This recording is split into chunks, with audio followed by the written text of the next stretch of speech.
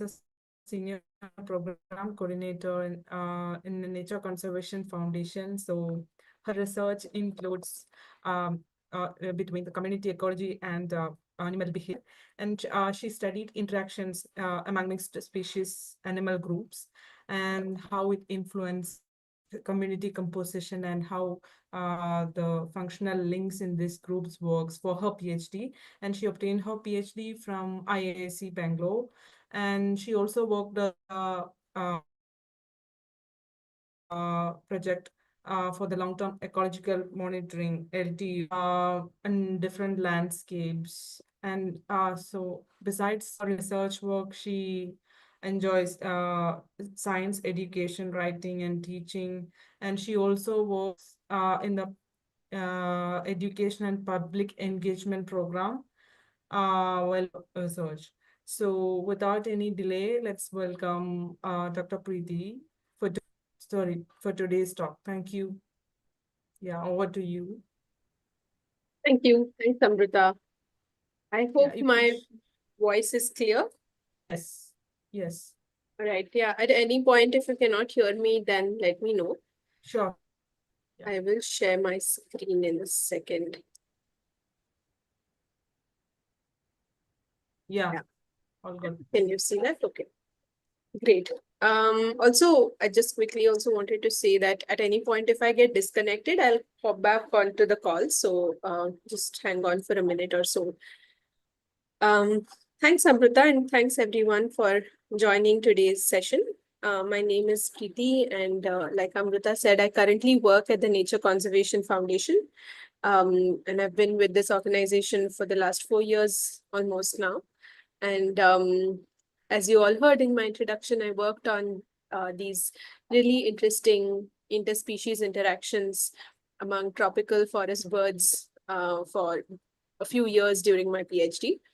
And since then, I have also continued to engage in research on this topic through the different masters, students that have worked with me and some other collaborators. So through the course of this lecture, my goal is to try and convey to all of you what I have learned about mixed species flocks over the years, to introduce all of you to some basic concepts related to mixed species flocking, such that you can then go ahead and use this information to read more about mixed flocks. And the literature is growing on mixed species bird flock studies every now and every year. So I think that you'll really enjoy reading some of this. And I hope that this is just a starting point for all of your exploration in species flocks. All right. So I've been saying interspecies groups and mixed species flocks. But before we dive into talking about birds, let's take a little bit of a step back and talk about groups in general, because mixed species flocks are, at the end of the day, a group of birds, right, that are hanging out together. But animal groups are also really, really common in nature. Animals, as you know, are social creatures, and they're found in a variety of different contexts and in a variety of different taxa. They're really interesting phenomenon because they manifest themselves in such various different contexts and are responsible for really important functions of an animal. So let's try and understand that. What's also common between animal groups is that some of the underlying principles about why these groups form are common across many taxa. So let's see what we can learn from these principles that can potentially apply to mixed species groups as well. So from this slide, where you see multiple images of different animals, you can see that these are different kinds of groups, right? For example, you can see a group of meerkats that are together, and it looks like there are some adults and there are some juveniles, children, babies. So it's a social group, a family group of sorts. And these are typical in meerkats, which are a kind of mongooses, and they're commonly found in Africa, in Kalahari, you may have read in the literature as well. Then there are really large groups of penguins that you may have often seen in documentaries. Penguins are often seen to huddle together. Other birds are known to form these interesting formations when they fly together. Wildebeest, as you can see in this photo, are known to migrate in really, really large groups or herds. Fish shoals may be familiar to some of you through watching documentaries, perhaps, or even if you've observed in freshwater fish as well, you may see some shoaling or schooling behavior. And those of you who are bird watchers may be familiar with animal or bird roosts, where birds congregate in really, really large numbers at the end of the day to form this roost where many birds are found together. So all of these are groups that are in, some of them are in mammals, some of them are in birds, some of them are in fish, but they are all single species groups. But perhaps from the principles of some of these groups, we may be able to learn something about mixed species groups as well, which is why we are getting introduced to them. And these are really common phenomena across all of the animal world. But clearly, there are some benefits to grouping because they are so ubiquitous. But perhaps there may also be some costs to grouping. And maybe collectively, we can come up with a list of all of these benefits and costs. So I would like this to be interactive. So can some of you maybe unmute and tell me if you can think of some benefits of group living, of why animals perhaps live in groups? Anybody? Okay, I see something coming up in the chat. Safety. Yes, that's right. There may be safety. And why do you think this safety comes about? How does this safety come about in a group? Alarm calls, right. Yeah, we'll talk a little bit about alarm calling as well.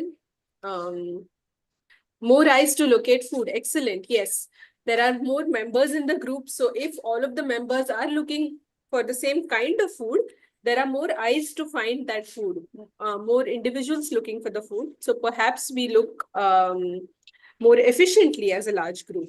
Someone saying foraging. That's right. Yes, it's related to more eyes locating food. Anybody else? Did somebody unmute? No. Yeah. This more eyes to locate food is an interesting one because if all species are social animals, yes, perhaps you could say a little bit more about what you mean by social animals. Somebody has sent a direct message saying juvenile safety. Yes, absolutely. If you're in a large group, then you can protect your juveniles more effectively, perhaps. Yeah. Yeah, while you have more eyes to locate food, would that also perhaps mean that there are more mouths to eat that food, which means that could there be more competition? So yeah, that's an interesting one. All right, let's look at some benefits that I have listed here for all of us. There you go. Yes, some of you already said protection when the group is large. And this protection can come about through different mechanisms, right? Through different pathways. Why is it better to be in a group? One, because perhaps there is dilution of risk, what they call, and we'll also talk about this a little bit in more detail later. But the larger the group, the chance of one individual being singled out is smaller, right? As an individual, if I'm in a large group versus if I'm alone, the threat to me seems much larger when I'm alone versus when I'm in a group. Somebody said foraging. Yes, we are more efficient at finding food. There's also mate choice. I don't know if any of you have heard or if it has come up in any of the lectures, but many animals and in some birds as well, you see leks, what is called dislecking behavior, which is important in mate choice, where multiple males display together and females take a round of this particular leg and choose males to mate with. The other important reason is keeping warm. We saw an example of a penguin huddle in the previous slide. So it could help thermoregulation. And of course, migration is something that you probably have also heard about and will hear about. When birds migrate, they migrate in large groups, which and in certain formations, which probably also in some cases helps them conserve their energy, right? So all of these are benefits related to living in groups. But could there also be some costs related to living in groups? And can we think of, again, as a group costs, why it may be costly to live in a group? And one cost came up in the course of our discussion, which is that although groups may be better at finding food, there may also be increased competition for the food that we find. Yes, competition for resources, Mayank. Yes, thank you. Anything else that anybody else can think of? Disease, yes. Jayesh has typed in the chat box that it could be disease. Absolutely. Disease is a big cost, and some of us saw that all of us actually. Yes? Going. Yes, go on. Is that Ramana? I cannot hear you if you were trying to say something. All right. Yeah, there's another response in the chat box, which is bigger flocks can attract more predators. Absolutely. Disease is one big reason, and we all saw through the COVID pandemic that we are people who live in groups and we meet each other and we are social. And one of the first things that we were asked to do when COVID hit, which was a big disease risk, was that we were asked to stay away from each other, so avoid forming large groups, right? So in a similar manner in animals as well, disease is a big risk. Increased parasite loads are big risks. Bigger flocks will attract more predators. Absolutely. The larger the group, maybe they become more conspicuous and can attract predators as well. Yeah, great answers. Finding habitat, food is difficult maybe. I'm not sure what you mean, Shilpa, but yeah, maybe you could unmute and elaborate, or we can come back to it later.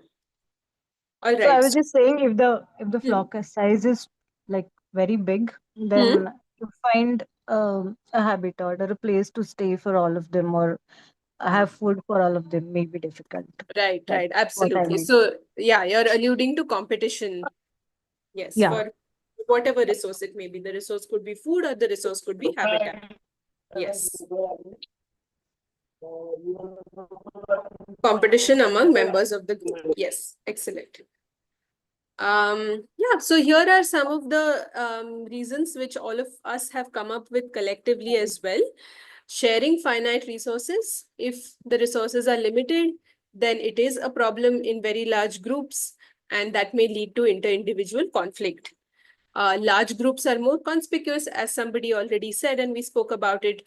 Disease or parasites are a big problem in large groups. They can spread rapidly through the group as if the group is more tightly packed. And then there can also be aggression between individuals over competition for either mates or for resources or for habitat, for space. It can lead to conflict situations. So there are costs and benefits to grouping, and then groups as a result are a trade-off between some of these benefits and some of these costs. And although all of these benefits and costs apply to single species groups that we were talking about in the previous slide, they also apply to mixed species groups, right? The context that we are talking about today are mixed species animal groups.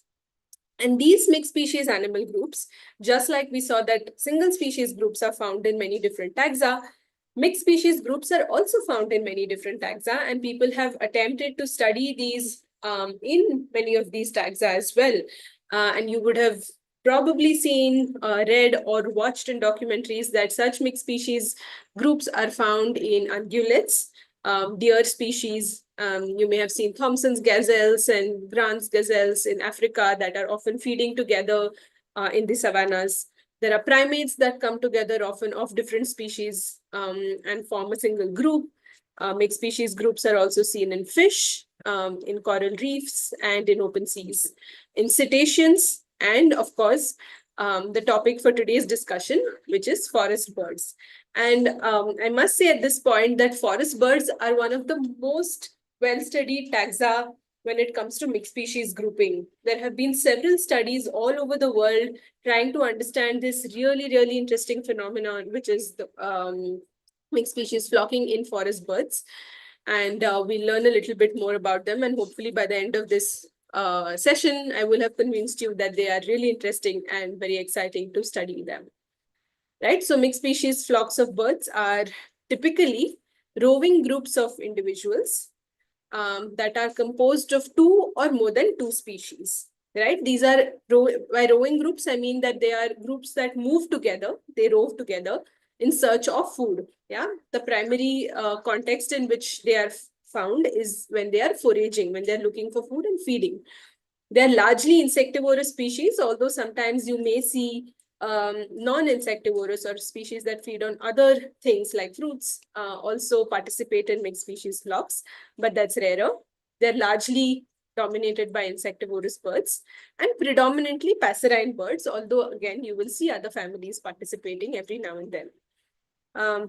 These birds are often seen, like I said, in a foraging context, and they stay together for a given amount of time. And generally, when people study them, they define this given amount of time, right? So for some studies, often people will say that if a group stays together for 5 minutes, we classified it as a mixed species group. Some people may take a longer duration, 10 minutes. Now, depending on the study site, this can vary, depends on how dense your study site is, how sparse it is, how open it is, and so on. And they're also moving together. And that's an important classification criterion often, that they should be foraging together and they should be moving together. They are not stationary birds. There can be mixed species groups of stationary birds, but those are not what we are typically talking about in this context. I will keep an eye on the chat box just so we can take questions as we go along.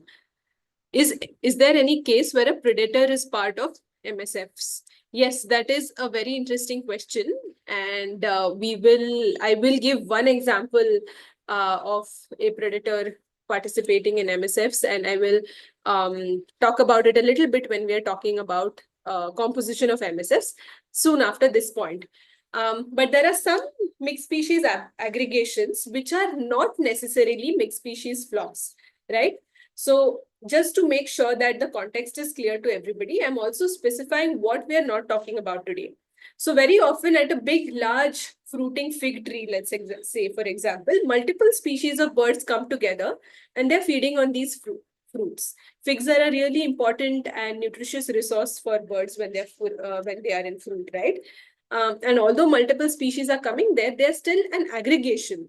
So the factor that is bringing all these birds together is an external factor, which is the fig resource.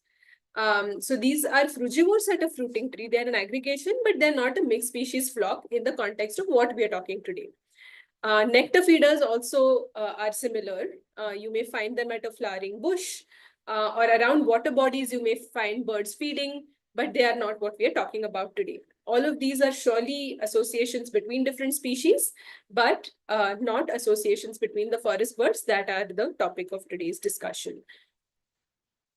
These are stationary associations, and often in research papers, you'll hear them as aggregations. People have called them aggregations.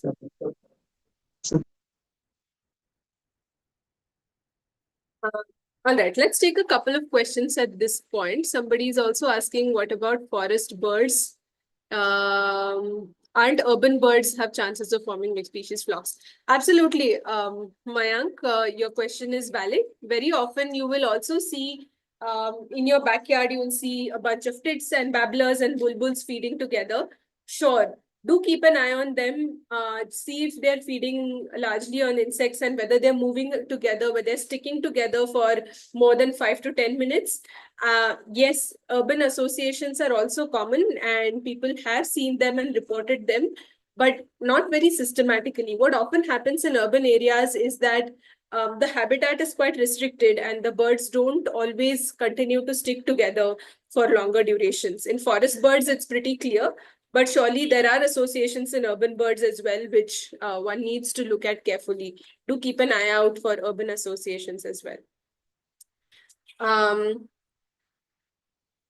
Yes, I will come to the predator question at a later point again, because there is context. All right. So where are mixed species flocks of birds found?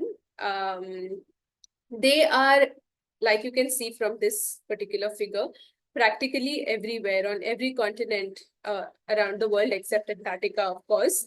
And they have been studied in all of these locations that are plotted on the map.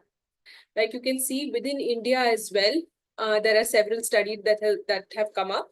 But in the Americas, in Central and South America, there are several studies which look at mixed species associations. And the research initially began here, but in India and Sri Lanka also, there have been several researchers now who have been interested in mixed flocks. You can see that Western Ghats, Himalayas, Western Himalayas, Eastern Himalayas, you see studies on mixed flocks. So they're practically everywhere. And if you've noticed, in both temperate and tropical regions as well.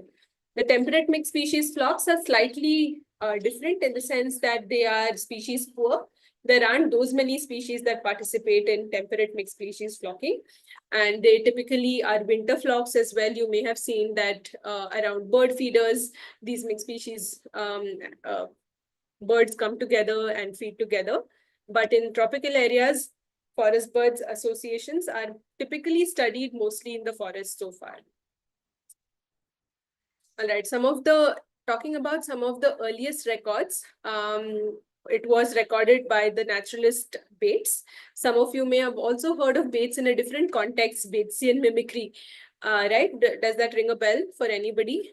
Bates was one of the people who recorded mixed species flocks during one of his expeditions to South America. And interestingly, he was traveling with somebody called Wallace, if you remember who Wallace was, who was also contributed to the theory of evolution. So Bates was traveling with Wallace to South America, and here is a note that he has made in his notes. And I think that this describes mixed species flocks so wonderfully and vividly that, and I relate to this experience because I've spent multiple years and multiple field seasons following some of these birds, and it really feels exactly like this. So here's what Bates says. He says, one may pass several days without seeing many birds, but now and then the surrounding bushes and trees appear suddenly to swarm with them. There are scores, probably hundreds of birds all moving about with the greatest of activity. The bustling crowd loses no time, and although moving in concert, each bird is occupied on its own account in searching bark, leaf, or twig. In a few minutes, the host is gone, and the forest path remains deserted and silent as before. This is a really wonderful description of what it is like to come across a mixed species flock in the forest. And if some of you have already seen it, you may relate to it. Because in dense evergreen forests, often you don't see a single bird. You don't hear a bird also in the peak of the afternoon. And there may be days when you just don't see much. There's not much activity. But suddenly you'll come upon this buzz of activity. So many birds, they're calling, they're moving. Sometimes they can be quiet, but typically there's a lot of vocal and physical activity in a flock. And these birds are searching under leaves, moving, hopping about, and sometimes they can move very quickly, right? And it almost feels like they were never there, and that's exactly what Bates's experience was also. Yeah, they're also very, very diverse. Some of these flocks, there's so many different birds that participate together. And typically in the neotropical flocks, you see really large numbers of species. Like people have seen over 50 species and 100 individuals in a single flock. Like, can you believe it? Over 100 individuals in a single group together. But tropical flocks are that diverse. And this is in the neotropics. By that, I mean South America's, Central and South America. In temperate flocks, at the other end of the spectrum, there can be as few as just 2 to 3 species in a single flock. And in the Western Ghats, where close to home for me and where I studied these, I've seen from 2 to up to 20 to 25 different species and up to 50 individuals in a single flock. They're really, really diverse. Like you can see, there are many different kinds of birds. There are birds in groups, there are birds in pairs, there are solitary individuals, they are different colors and they have different feeding habits. And we will talk about that a little bit going forward. But in some cases, it's so impressive that almost 50% of the total avifauna, the bird life of a region, of a particular habitat, participates in mixed species flocks. Not at a given time, but if you watch flocks in a particular area over, let's say, a couple of months, you're likely to record more than 50% of the birds. And some of the birds in some seasons are known to only feed exclusively in mixed species flocks. These birds seem really, really different from each other. For example, a woodpecker seems so different from a warbler that's feeding, right? So they seem very different from each other. They're all insectivorous birds though, right? And at this point, I will answer the question about are predators known to participate in mixed species flocks. So some of the benefits that we're going to talk about in the upcoming slides are related to this.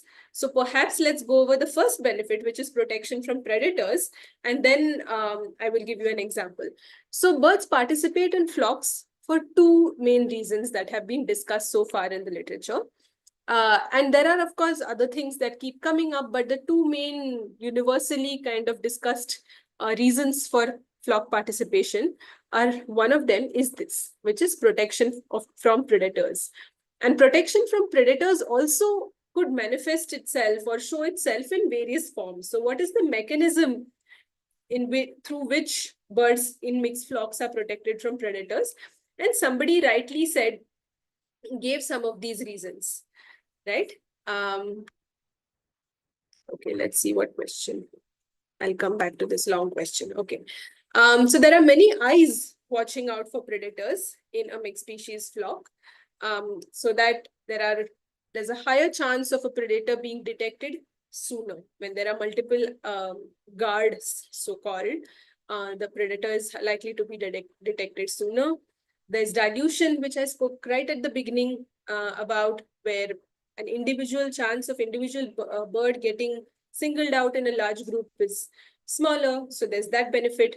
And there's alarm calling, like somebody said, right? There's early alarm calls. Some birds may be better at detecting predators, while some birds may have a feeding habit that is not very suitable for detecting predators. So they hang out with birds that are more vigilant, that are more alert, and that give out alarm calls. And that's beneficial to the entire group.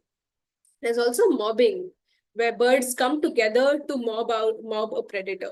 And these predators could be snakes, they could be small raptors, small hawks. And some birds are more bold, by, inherently more bold. And even really small passerine birds are known to mob predators that are shared between multiple species. You'll see, even in an urban context, since somebody was asking about an urban context, you'll often see white eyes and bulbuls and tailor birds mobbing a neighborhood shikra. Just the other day, I was at our office and we have a neem tree outside, and there was a ruckus in the balcony, and I wondered what's happening. There were so many birds calling at the same time.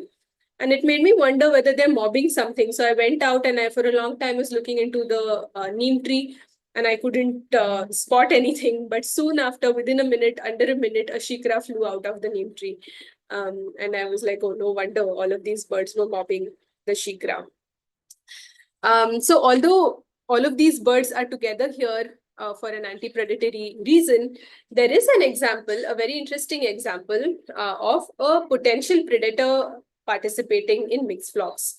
The black baza has been reported, which is a predator which can potentially feed on small birds, but it also feeds on insects and other small critters like lizards and snakes, I suppose.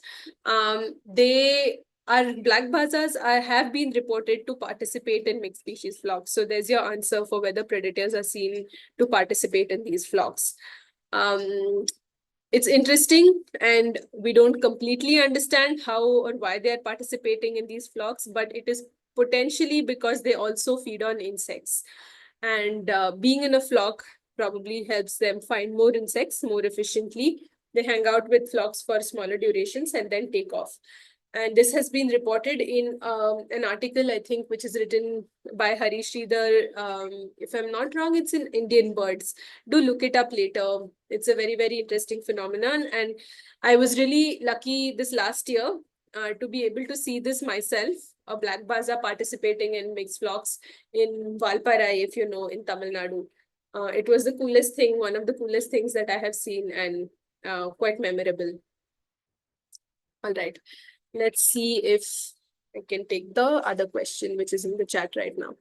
There have been studies in Northern America relating to mixed flocks showing that there are certain species which lead mostly where there is a nearby predator. Bird calls were used to differentiate such leaders. Is there any evidence of such species from India? There is.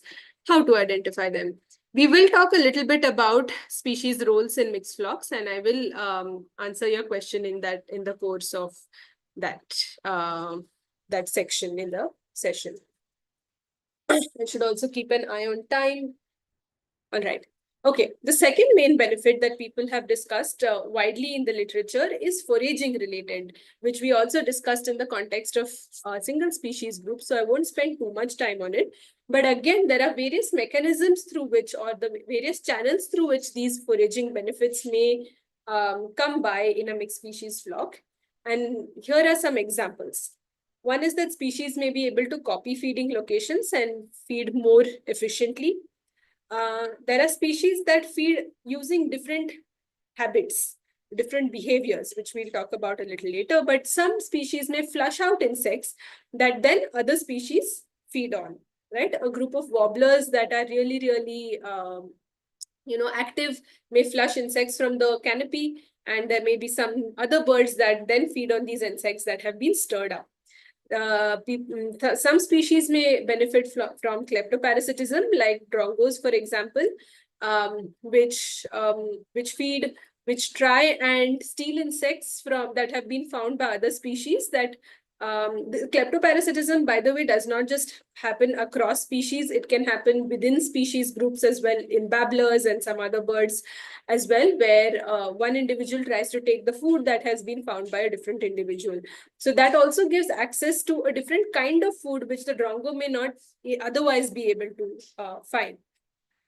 There's less time spent being vigilant, looking out for predators when you're in a large group, which means then you have more time for foraging. And let's look at this example in detail. In this particular study by Wong et al., they studied exactly this. They looked at how much time an individual in a group is spending in vigilance, which means in being alert, watching out for predators. And this time that individual is spending being vigilant goes down as the group size increases. That's because there are multiple eyes looking out for predators. So per individual, the investment in vigilance behavior goes down, which then means that frees up more time for foraging related activities. So they found exactly that an individual, the proportion of individual time spent foraging goes up as group size increases, which you can see in the graph below. So I thought, a neat result that they were able to get, which demonstrates this particular benefit. Let's look at some of the common bird families in flocks of the Western Ghats, changing gears a little bit.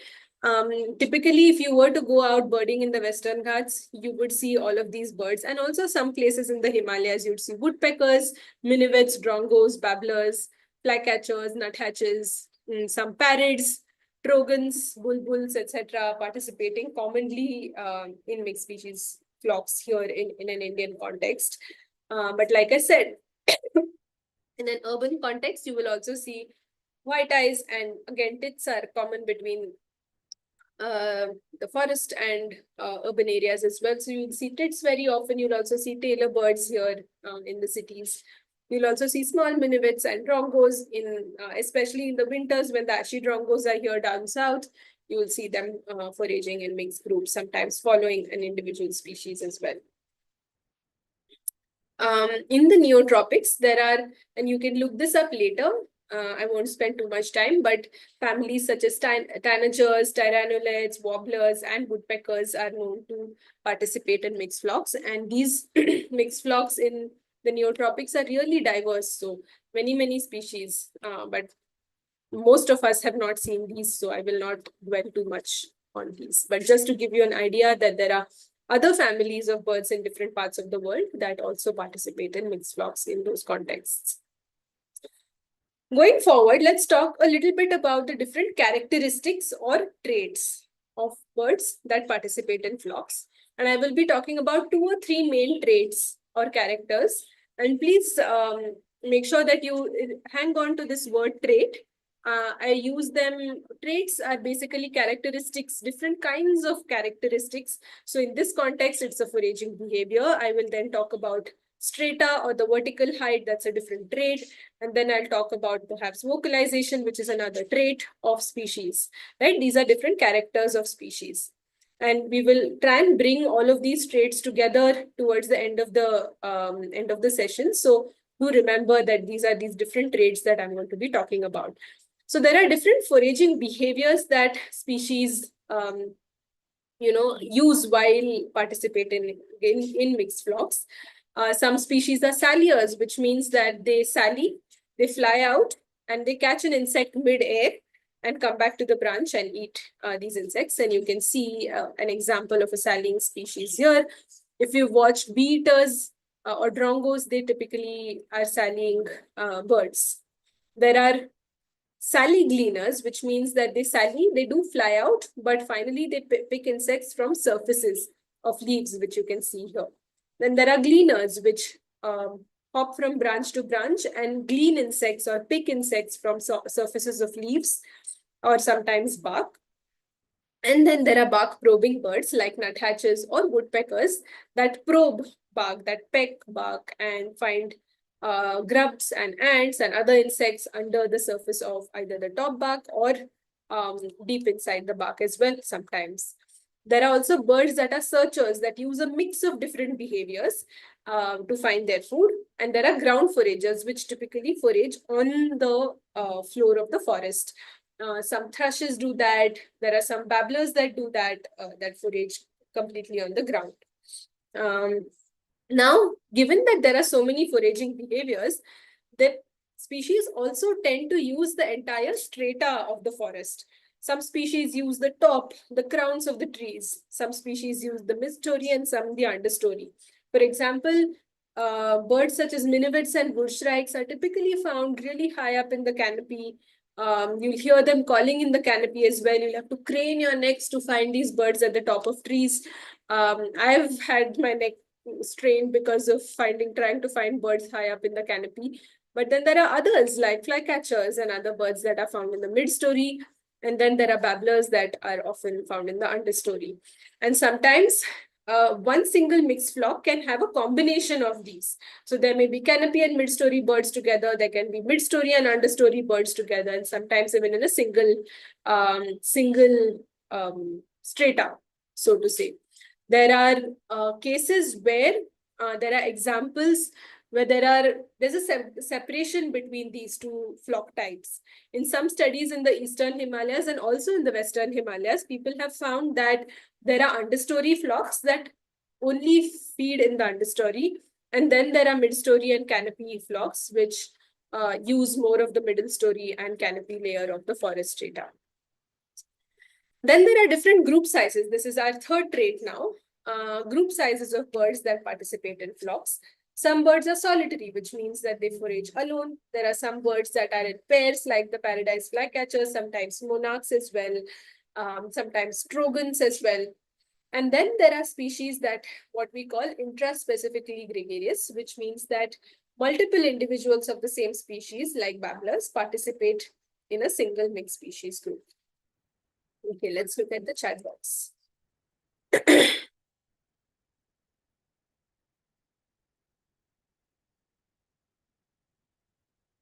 Oh, Amrita is saying we call it wobbler neck. Yes, absolutely. I like that term. I had not heard of that. Oh, it's very commonly used in the US, especially during spring migration. When you have to watch these warblers, they're way up in the canopy, especially the cerulean warbler. So it's a very well-known term here. We call it the I wobbler see. neck. Okay, that's interesting. All right. We have another question from Swara. Red-vented, red-whiskered, white eyes, purple sunbirds, tailor birds, etc. come to a bird bath in your terrace. That usually together is this example of mixed flocking. Swara, what do you think? Given that we discussed what aggregations are and what the external stimulus is, I would say that I would call them a mixed flock only if they were feeding together and also moving together in pursuit of their food, in pursuit of the insects that they are feeding on, right? So at a bird bath, I wouldn't call them a mixed species flock, although it is an aggregation of different species. Surely that is valid, but not a forest flock like we have been talking about. All right. Okay, coming to some important species in flocks, which will also perhaps try and answer one of the questions that came in the chat earlier about leaders. There are some species that are known to be quote unquote important in flocks, right? What do we mean by this important? They have some role to play in the flock and they bring some kind of a benefit to the flock. There are sentinels or sallying species, such as the drongos, which because of the way they feed, they are sallying birds, which means that they now look out for insects in the surroundings around them. So they are constantly in search of these insects. While they're scanning for insects, that also makes them better at spotting predators because of the way they forage, as opposed to a warbler, which has its neck tucked into leaves all the time.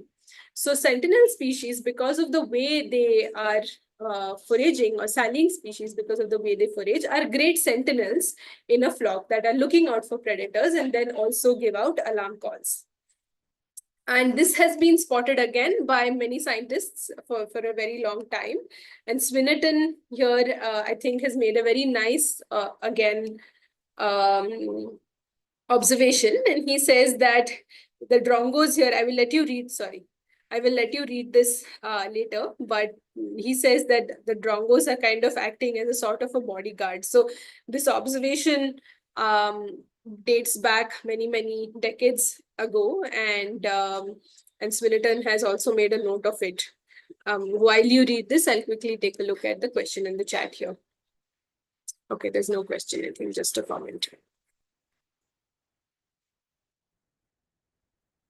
But these notes, the one that I showed from Bates and Swinnerton now, they're just such wonderful, lovely natural history notes to read. I would encourage all of you to look up some of these and go through them later.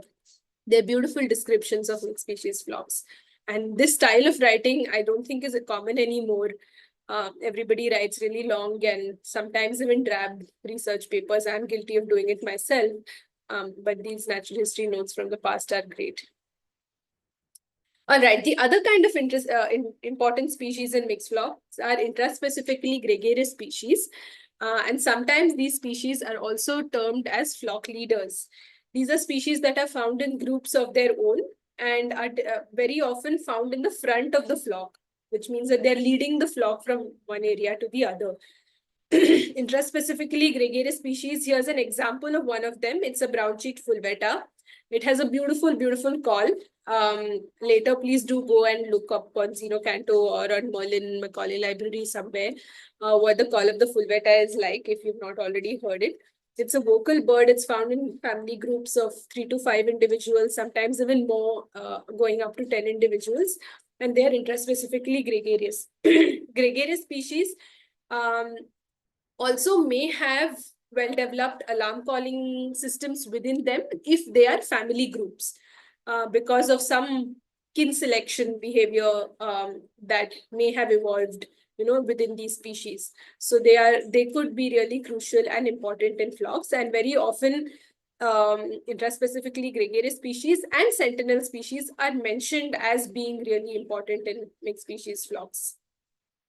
And here's an interesting study that kind of tried to get at leadership and group size, whether there's any relationship between them. What they did was they looked at various mixed flock studies all over the world and tried to look at what group size the leaders had. And here they used, again, leader in a very specific manner, where leaders were those species that were found in majority of the flocks of that particular study area and were also known to lead flocks. So they found that leaders typically tended to have higher group sizes, whereas associate and occasional species had smaller group sizes. So this leadership and gregariousness are tied to each other, traits that are tied to each other. And you can take a look at this Goodale and Beauchamp 2010 paper to know a little bit more about them. But intraspecifically, gregarious species in many flock systems are known to be leaders in those flocks as well. There's also a big role that vocalizations play in mixed flocks. Many of the birds, both intraspecifically gregarious and sentinel species, tend to have interesting vocalizations, and they tend to call more as well. And whether this calling behavior is important to mixed flocks was kind of tested in this particular playback study. It was an experiment where they played back calls of a drongo species and a babbler species. This was in Sri Lanka. And they wanted to see whether one call over another call is attractive to other mixed flock birds, or whether a combination of both is attractive, or whether it does not matter. And what you can see here on the x-axis is what calls they played back. Here is a babbler and drongo call played together, which of course had the most number of responses from heterospecifics. From heterospecifics meaning from other species that participate in flocks. Here is a babbler call along with the control. Here's a babbler, there's a drongo, and a drongo and control, right? So you can see that a combination of these calls together was attractive for other species.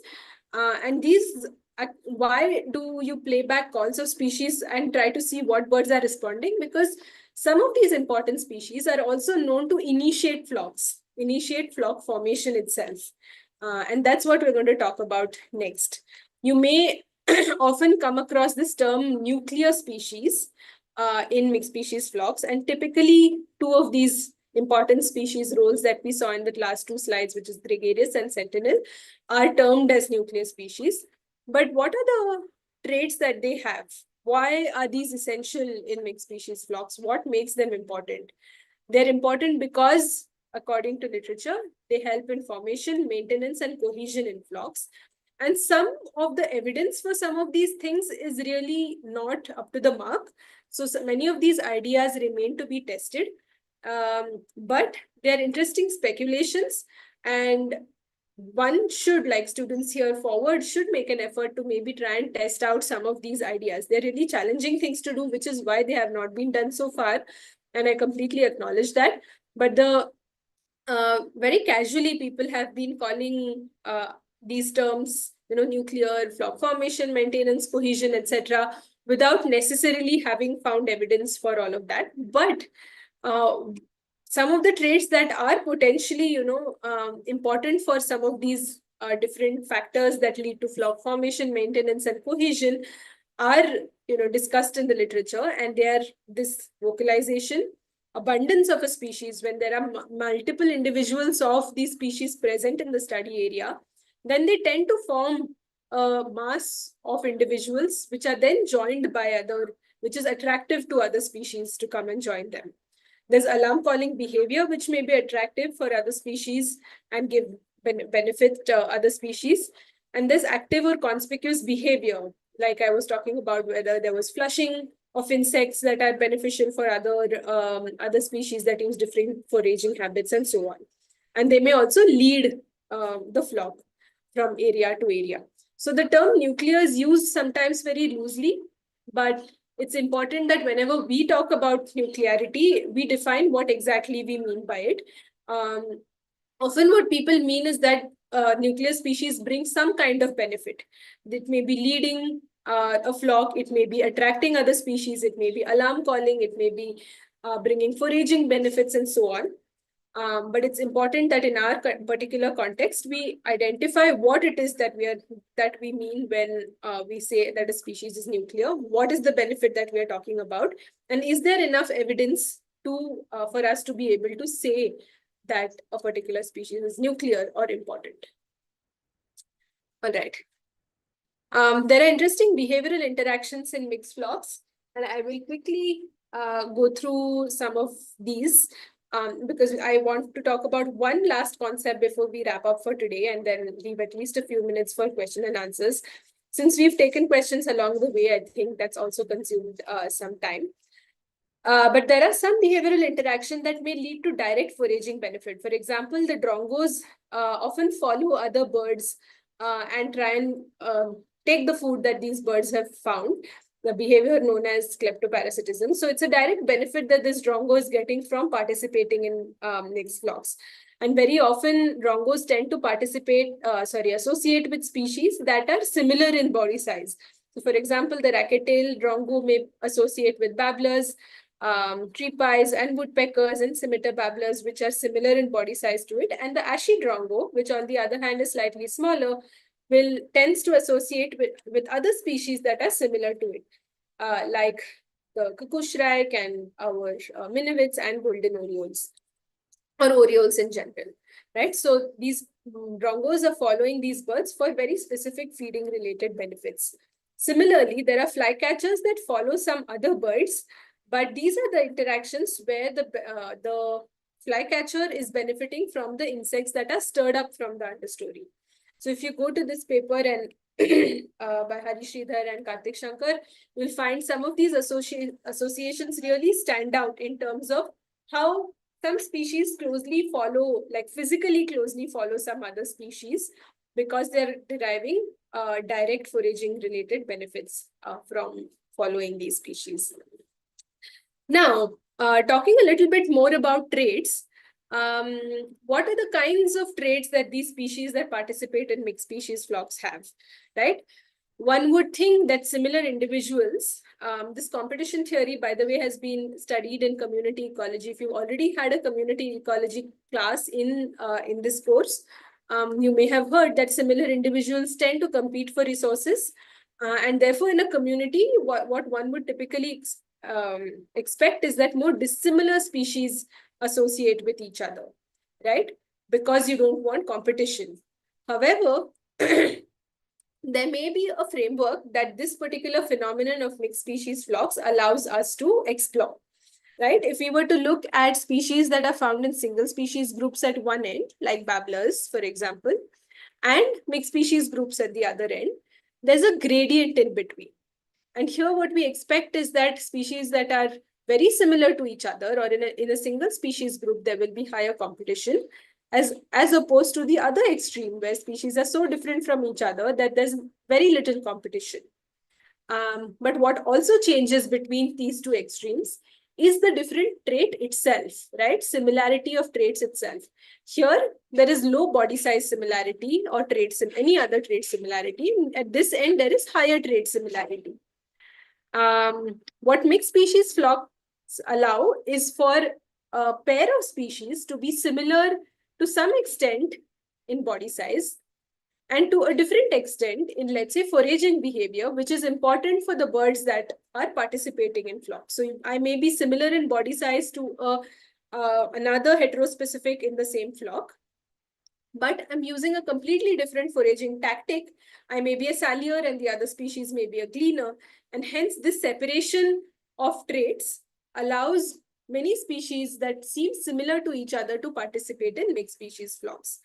I know that this is a little bit too much and confusing, but I hope that this makes it clear that I can be similar in body size, which means we still share the same predators, but I have a different foraging behavior, which means that we can at the same time completely avoid competition. And this framework has been proposed. People have made attempts to kind of look at it, examine it, and to some extent try and study it.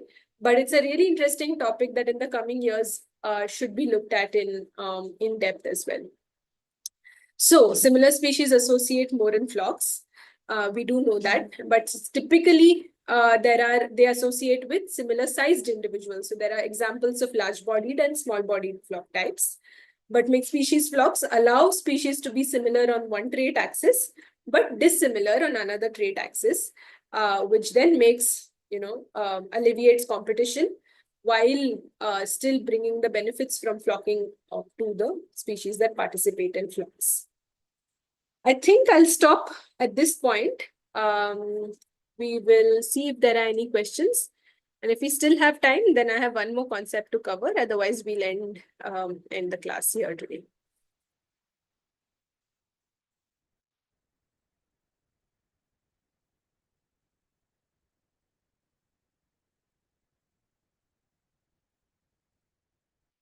Okay, Mayank is saying we were also told about the stress gradient hypothesis in relation to mixed flocks. Mayank, can you tell me a little bit more about the stress gradient hypothesis? And I can then perhaps help you understand why it's relevant in this context.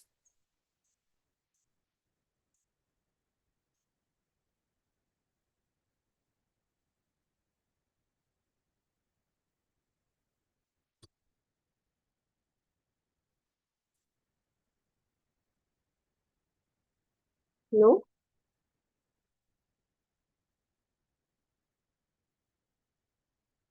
All right, I'll stop sharing for a minute and see if there are any questions. I know that we have time only till 6 o'clock, so I wanted to end a little bit early.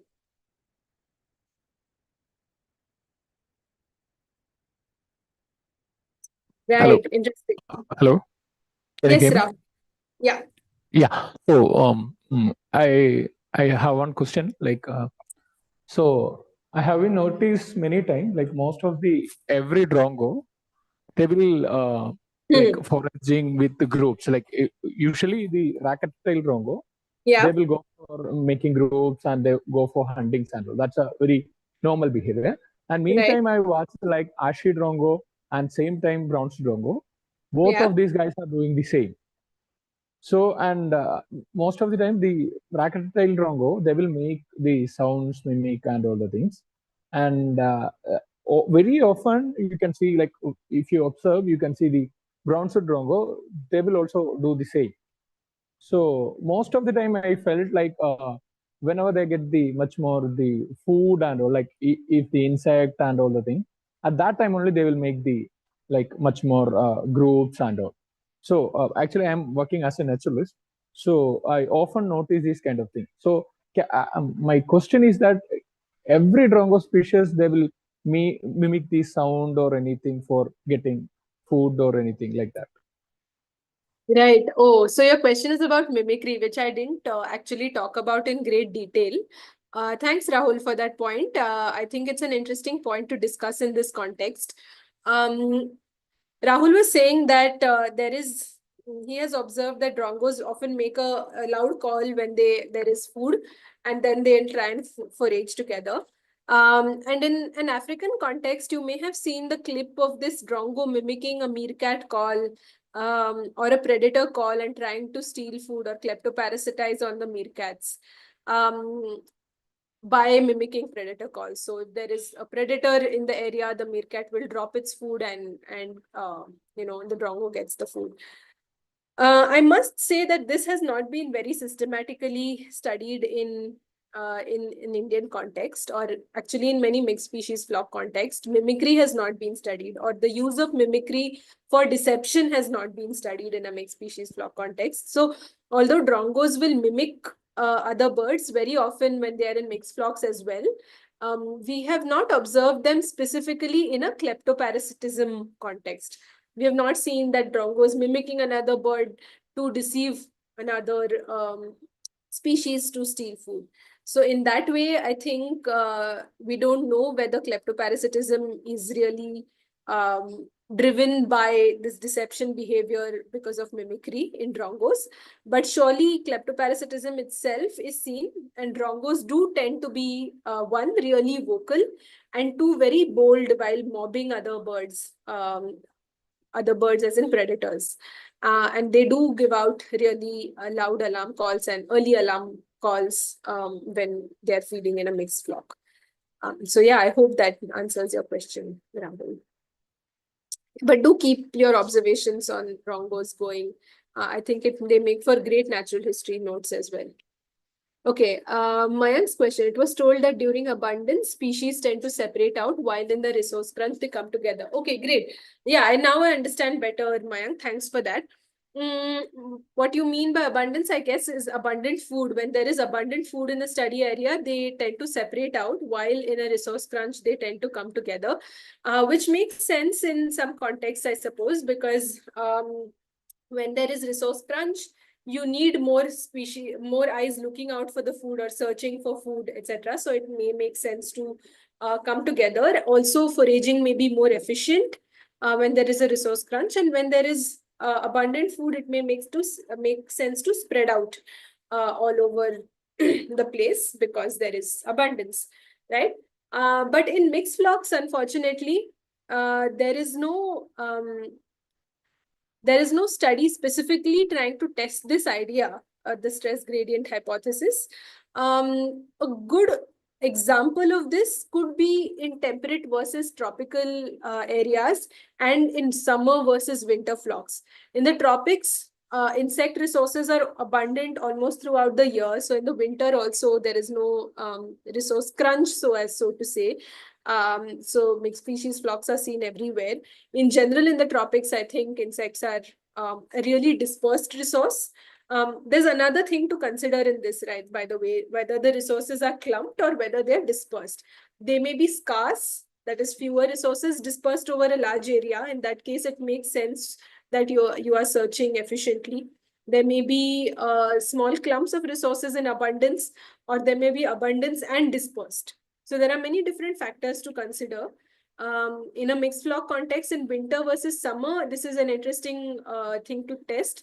In winter, flocks are seen more in temperate areas because food abundance is kind of low, and it makes sense to forage with different groups of birds where your foraging efficiency may be higher. So that's a interesting context where one can potentially test this stress gradient hypothesis. But I don't think, and I may be wrong here, and if you do find any study on specifically the stress gradient hypothesis in the context of mixed flocks, do send it across to me as well. I'll be happy to take a look. Are there MSFs at IIScs? Yes, I think in the Jubilee Garden Forest where I studied in IISc, I have seen some small associations, especially in the winter when the drongos are around and ashy drongos are around, I mean, and some warblers are around migrating. You do tend to see some small aggregations, even with babblers as well. Yes, I have seen mixed species flocks in IISc campus as well. And these are like the urban flocks that somebody was talking about. All right, I think we are over time. So Amrita, I think I'll stop here. I wanted to go over one more concept, but I think we can stop. Yeah. So if you have any further questions, please do post in the discussion forum so I can send it to I'll send back to the discussion forum, the replay. Yeah, absolutely. Yeah. I'll be happy to take them in the discussion forum as well. Yeah, sure. Okay. Thank you, Priti. Thank you for the first presentation. Thank you so much. Thank you. Thanks everyone for joining us. Thank you. Thanks everyone. I'll hang around if people have some more questions for a few minutes. Otherwise, we can end it. Fine. I will, actually, that's a good point. Somebody said in the chat, I can post a small reading list that people can then go ahead and look up as well later. You can send it around to the students. I'll post it. I'll send it to Amrita. Amrita, if you can post it in the discussion forum, that would be great. Sure. Yeah, I'll do.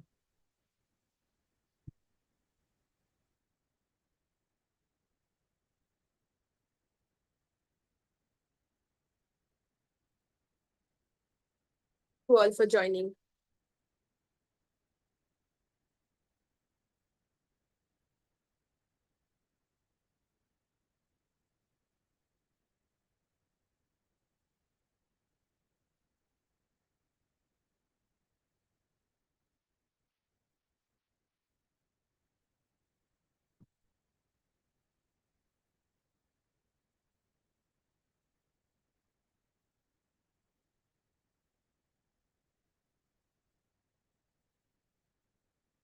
There's one question. In case of drongo interaction with owl in urban environments, one of the most serious cases of mobbing I have seen.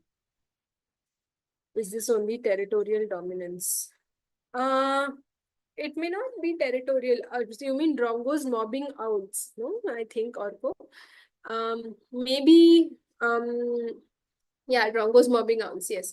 Okay, drongos mobbing owls could potentially be because owls are predators of small passerine birds and they are perceived as a threat. So there may be mobbing in this context, and I have also seen owls being mobbed by other birds, not just drongos as well. So yeah, I think it's not necessarily territorial, but can be because it's perceived as predatory threat as well.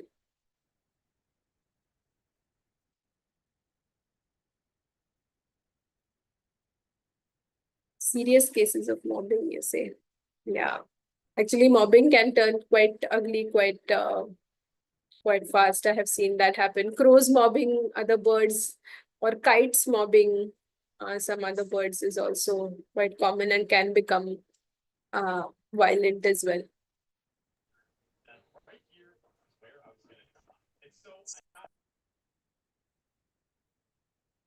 Right. If there are no further questions, then I think we can end.